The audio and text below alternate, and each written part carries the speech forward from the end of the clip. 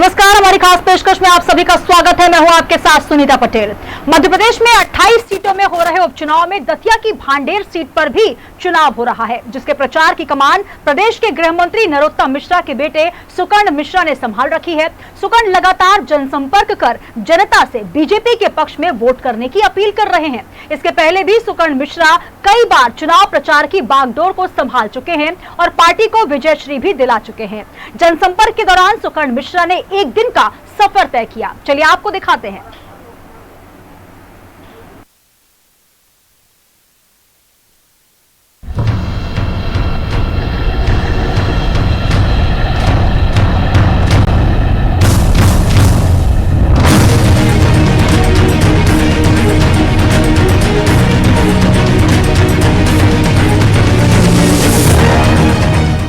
News world की team पहुंच गई है भांडेर।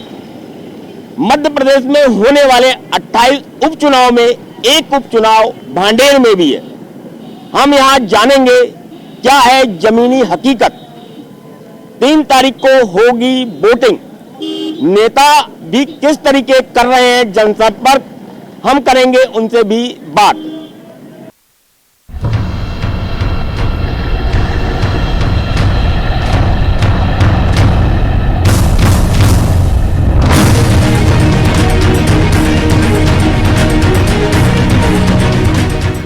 जिस तरीके से यह उपचुनाव मध्य प्रदेश में हो रहे हैं, कुछ विशेषताओं के साथ एक विशेषता यह भी है कि जो यहाँ पे नेता हैं उनके पुत्र भी इन चुनाव में बढ़ चढ़ कर हिस्सा ले रहे हैं। उन्हीं में एक है गृह मंत्री नरोत्तम मिश्रा के पुत्र सुकर्ण मिश्रा। आज हम उनके साथ हैं। किस तरीके से वह अभी मीटिंग में आए थे और मीटिंग से खाली होकर वो चुनाव प्रचार के लिए निकल रहे हैं। हमारी टीम आज उनके साथ होगी और किस तरीके से वो लोगों से मिलते हैं और किस तरीके से लोगों को जनसंपर्क कर चुनाव प्रचार कर रहे हैं और लोगों को कन्विंस कर रहे हैं कि भाजपा को वोट दें।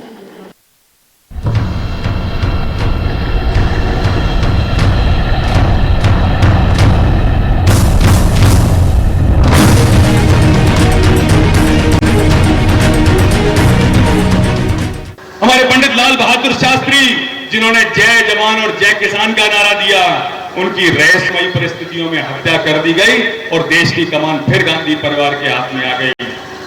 जवाहरलाल नेहरू हटते हैं तो इंदिरा गांधी आ जाती हैं, इंदिरा गांधी हटती हैं तो राजीव गांधी आ जाते हैं, राजीव गांधी हटते हैं तो सोनिया गांधी आ जाती हैं, सोनिया हटी तो फिर राहुल गांधी और राहुल गांधी के बाद प्रियंका गांधी और प्रियंका जब हटेंगी तो वो छोटे छोटे बाटरा छाप के गांधी आ जाएंगे। इन्होंने पूरे देश को वंशवाद का गुलाम बना दिया। हमको आने वाली 3 तारीख को इनको सबक सिखाना है। जिसने किसान की कर्जा माफी की योजना बना करते हुए पिछले 2018 में 200 रुपया कुंटल धान पे और 200 रुपया कुंटल गेहूं पे आपको बोनस देने का काम किया था, सीधे आपके खाते में आए थे। पर शिवराज जी का मन यहां पे भी नहीं भरा। शिवराज जी ने उसके बाद 165 रुपया बोनस आपके खाते में डलवाया था। चाहे वो लाडली लक्ष्मी योजना हो जिसमें हमारी बिटिया को 1 लाख रुपए मिलते थे 21 साल की होने पे, चाहे वो कन्या विवाह योजना हो, ये सब शिवराज सिंह ने सबसे पहले देश में शुरू की। 1 रुपया किलो गेहूं, 1 रुपया किलो नमक और 1 रुपया किलो चावल देने का काम शिवराज सिंह चौहान ने सबसे पहले शुरू किया पूरे देश में। चाहे दीनदयाल अंत्योदय योजना हो, सबसे पहले अगर आती है तो हमारे मध्य प्रदेश में आती है, शिवराज सिंह चौहान के नेतृत्व में आती है। किसी की एक्सीडेंटल मृत्यु हो जाए तो 4 लाख रुपए देती थी शिवराज सिंह की सरकार और असामान्य मृत्यु पर 2 लाख रुपए देती थी। अरे कमलनाथ, तुमने तो वो जो मां बनती थी हमारे घर की, उसके 16,000 रुपए खाने का काम किया। तुमने वो तीर्थ दर्शन जैसी पावन योजना जिसमें हमारे गांव का बुजुर्ग अपने इष्ट के दर्शन करने जाता था, अपने देवता के दर्शन करने जाता था, ऐसी योजना को बंद करने का पाप तुमने किया है। जनता इस चुनाव में तुमको माफ नहीं करने वाली। साथियों, वो लोग आ रहे हैं, प्रचार कर रहे हैं, तरह तरह के भ्रामक बातें कर रहे हैं और उड़ जाते हैं। ये प्रवासी पक्षी हैं। आप रक्षा संग्राम सिरोनिया को जिताओगे तो नरोत्तम मिश्रा आपके क्षेत्र के विकास के लिए आपको फ्री में मिलने वाले हैं। आप रक्षा संतराम सिरोनिया को जिताओगे तो महाराज ज्योतिरादित्य सिंधिया आपको फ्री में मिलने वाले हैं। आप रक्षा संतराम सिरोनिया को जिताओगे तो शिवराज सिंह चौहान भांडेर के विकास के लिए आपको फ्री में मिलने वाले हैं। मेरी आपसे विनती है, आपसे प्रार्थना है कि दोनों हाथ उठा के भाजपा के समर्थन में मुझे आप ये विश्वास दिलाओ कि 3 तारीख को ऐसा कमल का बटन दबाएंगे कि 25 साल मध्य प्रदेश में कांग्रेस नहीं आ पाएगी। आने वाले 25 साल भारतीय जनता पार्टी की सरकार रहेगी।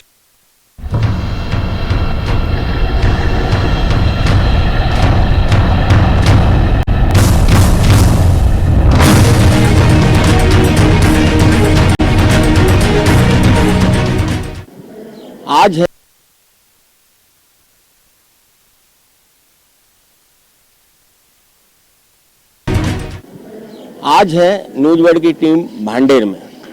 हमारे साथ हैं मध्य प्रदेश के चाणक्य कहे जाने वाले नरोत्तम मिश्रा, जो 15 महीने की सरकार जाने के रणनीतिकार थे और उस 15 महीने की कमलनाथ की सरकार को विदाई करने वाले रणनीतिकार के पुत्र सुकर्ण मिश्रा पेशे से डॉक्टर भी हैं, मगर वो अब राजनीतिक सर्जरी में लगे हुए हैं। यह सर्जरी कहां तक पहुंचेगी, हम उनसे ही बात करेंगे। सुकर्ण, जिस तरीके से यहाँ मुद्दे हैं, क्या मुद्दे हैं और क्या चुनाव प्रचार में आप पूरी ताकत के साथ लगे? मुख्य मुद्दा तो जो कांग्रेस ने वचन पत्र जारी किया था वो वचन पत्र न बन के कपट पत्र बन गया। जनता को इनने छला और कांग्रेस के लिए शपथ पत्र बना। इसके माध्यम से कमलनाथ जी ने मुख्यमंत्री पद की शपथ ली, दिग्विजय सिंह जी ने अपने बेटे जयवर्धन सिंह को मंत्री पद की शपथ दिलाई। तो ये वचन पत्र के खिलाफ हम जनता के बीच में जा रहे हैं। जिस तरीके से आपकी कद काठी, यदि हम बात करें मध्य प्रदेश के गृह मंत्री की कद काठी, क्योंकि आप उनके पुत्र हैं, जिस तरीके से उनका वो है, तो राजनीति में एक तुलना भी होती है, तो आपकी भी तुलना होती होगी। वो तुलना को आप कैसे लेते हैं? मैं बहुत सकारात्मक रूप से लेता हूं। माननीय डॉक्टर नरोत्तम मिश्रा जी जो इस प्रदेश के गृह मंत्री हैं, लगभग 40 साल उन्होंने जनसेवा में बिताए। मैं लगभग 17-18 साल से उनको बहुत करीब से देख रहा हूं। राजनीति उनके लिए एक सेवा का माध्यम रहा हमेशा से। प्रातः सुबह 6 बजे उठने से रात को 11, साढ़े 11, 12 बजे तक उनको सिर्फ यही चिंता रहती है कि वो अपने क्षेत्र की जनता का विकास कैसे कर पाए, कोई दीन दुखी परेशान जो उनके पास आए उसके काम कैसे हों। तो मैं सोचता हूं ये बहुत ही सकारात्मक एक विजन लेके चलते हैं। मैं भी उनका अनुसरण करता हूं और कोशिश करूंगा जहां तक संभव है, वैसा तो नहीं बन सकता लेकिन जनसेवा में उन्हीं के रास्ते पे चलने का प्रयास कर रहा हूं।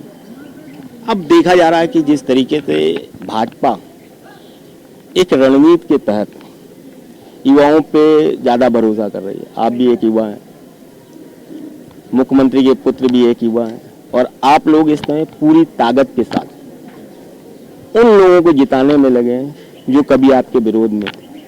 तो जी, जब आप क्षेत्र में जाते होंगे तो यह जो पार्टी और विपक्ष और पक्ष, तो कुछ नहीं, 2 बातें हैं आपके सवाल में। कार्तिकेय जी हूं, मैं हूं, रामू भैया हूं, हम लोग आज से सक्रिय नहीं हैं। मैं लगभग 12 साल मुझे हो गए जनसेवा को माध्यम बनाए हुए। इसी प्रकार जो लोग जिस किसी की मदद कर सकते हैं अपने अपने क्षेत्र में कर रहे हैं। जहां तक बात आप विरोधियों की कर रहे हो, तो उनकी पार्टी अलग थी जब वो लोग चुने गए, लेकिन जब से वो चुने गए तब से वो लगातार किसान का, युवाओं का, महिलाओं का, रोजगार का मुद्दा उठाते रहे। सिंधिया जी ने, आपको याद होगा, अपने ट्विटर पर लिखा था। उसके बाद ये जो 22 विधायक भारतीय जनता पार्टी के परिवार में शामिल हुए, इन्होंने भी लगातार यही कहा कि क्षेत्र का विकास नहीं हो रहा है, जो वचन पत्र के वादे हैं वो पूरे नहीं हो रहे हैं, किसान का 2 लाख रुपए कर्जा माफ नहीं हो रहा है, युवाओं को जो शिक्षित बेरोजगारी भत्ता मिलना था 4,000 रुपए वो नहीं मिला, कन्या विवाह के 25,000 से 51,000 रुपए होने थे वो नहीं मिले, 160 रुपए बोनस नहीं मिला। इसको लेके इन्होंने कमलनाथ जी और कमलनाथ की कांग्रेस सरकार का विरोध किया और भारतीय जनता पार्टी ज्वाइन की। सुकर्ण, आप डॉक्टर हो, पेशे से, पढ़ाई से डॉक्टर हो और सर्जरी राजनीति में हो रही है, तो राजनीति में जो सर्जरी आप कर रहे हैं तो कहाँ कहाँ दिख रहा है कि वो सर्जरी करनी आवश्यक? चाहे डॉक्टरी हो या राजनीति, अगर कोई तकलीफ है, कोई बीमारी है और सर्जरी की आवश्यकता है तो मैं ये मानता हूँ जहां जहां जरूरी हो वहां वहां सर्जरी करके ठीक करना चाहिए। कुछ रोग हमारे यहाँ व्याप्त हैं, जैसे आप कांग्रेस के प्रत्याशी को देखोगे तो आपने उसके पुराने वीडियो देखे होंगे। हमको काम के आधार पर वोट मांगना चाहिए, विकास के आधार पर वोट मांगना चाहिए, हमारे वादे विकास आधारित होने चाहिए। लेकिन वो सारे वीडियोस कहीं जातिवाद की बात करते हैं, कहीं महिलाओं के खिलाफ अभद्र टिप्पणी की बात करते हैं, कहीं देवी देवताओं का अपमान करते हैं, कहीं शहीदों का अपमान करते हैं।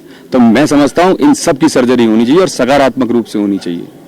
जिस तरीके से डॉक्टर साहब की एक परछाई है आप, और डॉक्टर साहब का इतना बड़ा नाम है, और जिस तरीके से डॉक्टर साहब काम करते हैं, उनका जो विजन है, जो उनका सम्मान है, जिस तरीके से वो लोगों को सम्मान देते हैं और जिस तरीके से उन्होंने आपको संस्कार दिए हैं, भारतीय जनता पार्टी की जो संस्कृति आप लेके चल रहे हैं, तो इसमें आपको कभी कभी महसूस होता होगा कि और कुछ आगे क्या करना चाहिए और कैसे राजनीति को अलग आयाम में, जिस तरीके से राजनीति को एक ऐसी निगाह से देखा जा रहा है, उस निगाह को कैसे अपन बदलने का प्रयास करें?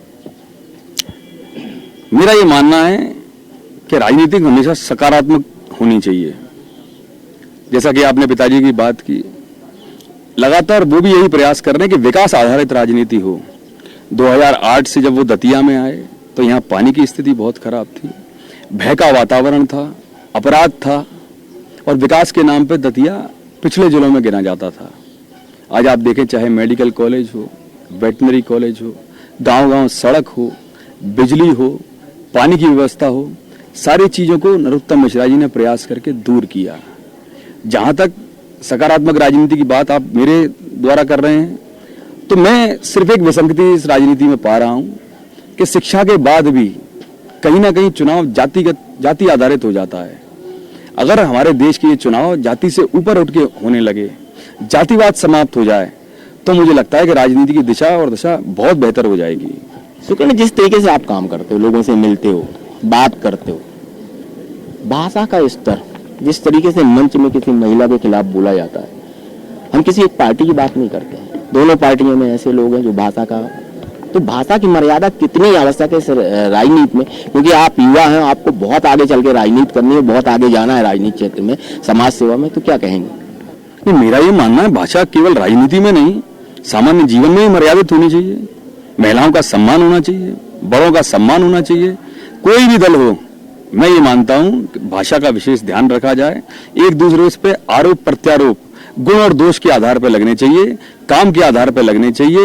ये व्यक्तिगत टिप्पणियां, मुझे नहीं लगता कि राजनीति में इनकी जरूरत है। इससे माहौल खराब होता है, वातावरण खराब होता है और हम अपनी आने वाली पीढ़ी युवाओं को गलत शिक्षा देते हैं। तो यह थे सुकर्ण मिश्रा जी।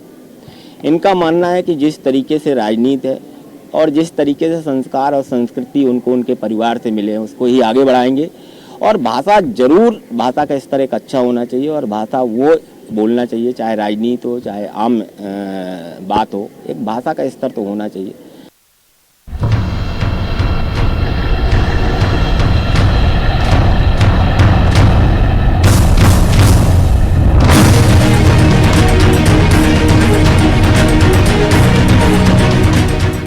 हम अपने विशेष कार्यक्रम के तहत सुकर्ण मिश्रा के साथ लगातार जनसंपर्क में थे और जिस तरीके से देखा है वो जनसंपर्क कर रहे हैं, कहीं ना कहीं उनके अंदर जो यहाँ से गृह मंत्री हैं उनके कुछ ना कुछ लक्षण नजर आते हैं और जिस तरीके से वो बात करते हैं, जिस तरीके से उनके चाल ढाल है, उसी तरीके से सुकर्ण मिश्रा जी के चाल और तरीका है लोगों से बात करने का, लोगों से घुल मिल जाने का। और लगातार भाजपा के पक्ष में वो प्रचार कर रहे हैं और आपने देखा कि वो जो भाजपा की युवा टीम है वो अब इस बार सक्रिय है। जो नेता पुत्र हैं उनके बेटे, चाहे हम नरेंद्र तोमर जी की बात करें, चाहे हम मुख्यमंत्री शिवराज सिंह चौहान की बात करें, चाहे हम बात करें डॉक्टर नरोत्तम मिश्रा की, ये तीनों जो बड़े नेता हैं मध्य प्रदेश के, उनके जो सुपुत्र हैं वो इस समय चुनाव प्रचार की कमान संभाले हुए हैं और उपचुनाव में चुनाव प्रचार की कमान इनके हाथ में है कई विधानसभा में। आमिर के साथ अरविंद शर्मा, न्यूज बर्ड भांडेर।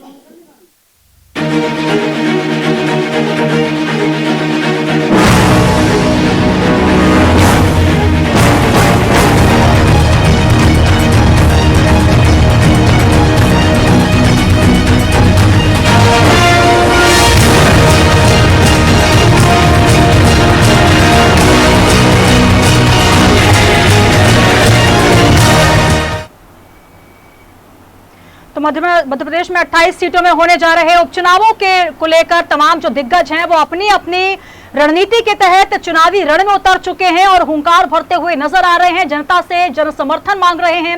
इसी बीच उपचुनाव भांडेर में पहुंचे युवा नेता सुकर्ण मिश्रा, जिन्होंने उपचुनाव में जनसंपर्क की जो कमान है उसे संभाल रखा है। सुकर्ण मिश्रा से हमारी न्यूज वर्ल्ड की टीम ने मुलाकात की और जाना कि किस तरीके से वो जनता के मिजाज को जान रहे हैं।